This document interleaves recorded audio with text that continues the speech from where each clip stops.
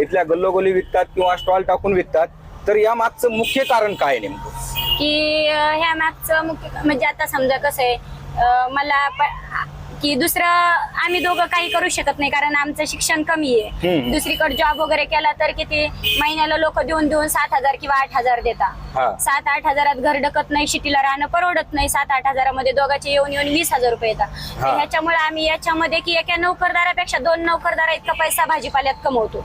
त्याच्यामुळे आम्हाला हे योग्य वाटलं का बाबा 7-8 हजारापेक्षा महिन्याला त्यांची वाट बघत बसण्यापेक्षा आपलं रोजचं ह्याच्यात ताजा पैसा टाकणे आणि ताजा पैसा काढणे. ताजा पैसा काढणे. हा, सकाळी पैसे घालवायचे आणि संध्याकाळ आपले सेल आपल्याला बरोबर संध्याकाळ सगळे वसूल होऊन जातात. महिन्याचा जर उत्पन्नाचा विचार केला तर किती रुपये राहतात तुम्हाला याच्यामध्ये? 60 ते 70 हजार रुपये राहतात आम्हाला याच्यात सगळे जाऊन.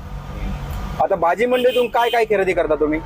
भाजी मंडीतून आम्ही सगळंच खरेदी करतो. भेंडी, वांगे, फुलकोबी, पत्ताकोबी, शिमला मिरची